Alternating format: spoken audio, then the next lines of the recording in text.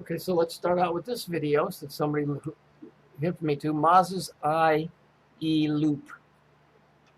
So it's the I, we already know what this is, where this is going. The E loop, the E is energy. Watch. The universe They started out with Saturn. had a great idea with the circle. Okay. With no beginning or end, it enables stuff like infinite loops, cycles, turns, and rotations, even a certain kind of engine.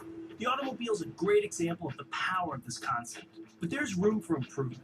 In conventional cars, the engine converts fuel into motion energy. So we already noticed that they got the red and the blue. Why would they pick purple? Because it's a combination of the red and the blue. It's the purple trying to take the center spot. But when you slow down, a lot of that hard-earned energy says goodbye. That's a broken loop. The broken loop. It's the arc. It's the arc that's busted. Meanwhile, cars also use a lot of electricity to power everything from essentials to all the electronic gizmos that drivers demand today. They get this electricity from the alternator. The alternator, or the big generator, or like it's written in the Bible, Abraham and Moses and all these guys who were Saturn, right? It said Noah was perfect in his generation. This is a generator, also known as an alternator. One is AC, the other one is DC. That does the same thing. He was perfect in his generation. Somewhere down the line, something shorted out. In most cars is constantly cranked by the engine, sapping up to 10% of your horsepower in everyday driving. But we invented a way to reduce that to zero.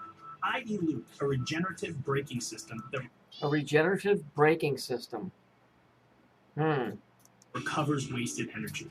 It uses a special alternator that freewheels when the engine moves the car. But the moment you let off the gas, it wakes up to turn outgoing energy into electricity. These huge surges of power need to be stored somewhere. Less innovative systems feed it to the car battery. Batteries can't be charged in quick shots, so this method is less efficient.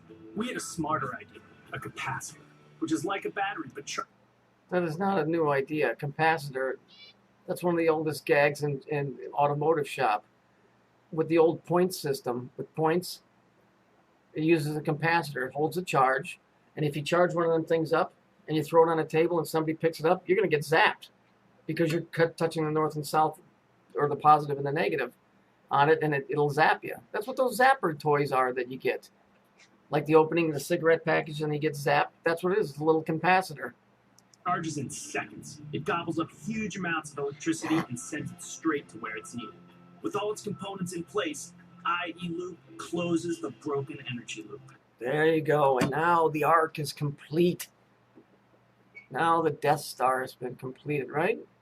Not only does it improve your fuel economy around 5%, but it also enables 100% of the engine's horsepower to go directly to where it counts. In effect, Yep, right to the cycle. wasted energy is turned into driving enjoyment. By defying convention, Mazda brings you efficiency and performance together. And that's what SkyActiv technology is all about. The universe must be so proud. SkyActiv technology from Mazda. Mazda. Now let's take a look at this. Mazda. You think that's a Jap company, don't you? It's not. Let's see what it really is. Oh, you might have to blow up your screen.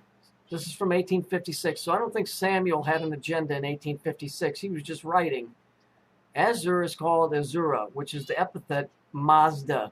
The Y's becomes a softened SH and is a Bible names containing the name Azar, Azariah, and Israel, a Phoenician name of Saturn. Again, let me stress that. Israel, a Phoenician name of Saturn. That's why the Jews are called the children of the devil, because Satan is associated with Saturn, which makes them the children of Satan. And that makes them the children of the devil. Isn't that neat how that works out? Elazar, Azrael, El-Izur, son of Shadar, Azure in the Bible, the Hebrew tribe, Azure, whatever. It always comes back to the same thing. It's the name of Saturn. Why do people get lost on this? Mazda is not a Jap name. It's a Hebrew name, and it has to do with Saturn like everything else on this planet. So, McCleary and all his buddies, they can make all the videos they want about turning into yourself and doing all this crap. In this reality, on this side of the fucking curtain, this is what runs the show. Right here. This right here is what runs the show here. What part of this is people not getting? Right? Is anybody not getting this? Huh? Is this difficult for people to grasp? I mean, I'm just curious because I think it's vaguely important that this also becomes second nature so that people can understand the true bullshit that we're going through.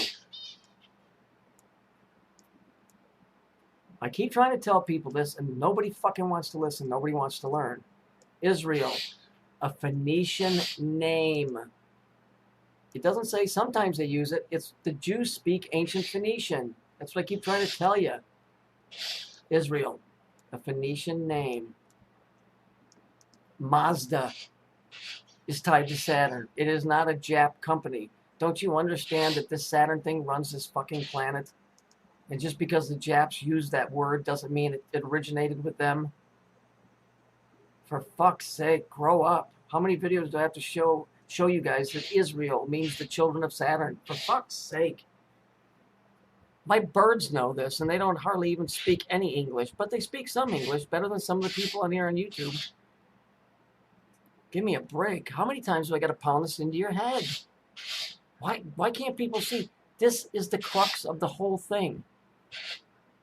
The Jews don't speak Hebrew. There's no Hebrew language. They speak ancient Phoenician. They're the money launderers. They're the ones that set up the banking system and stole your birthright. Wake up. And they're trying to improve on their own system to keep you locked in the system.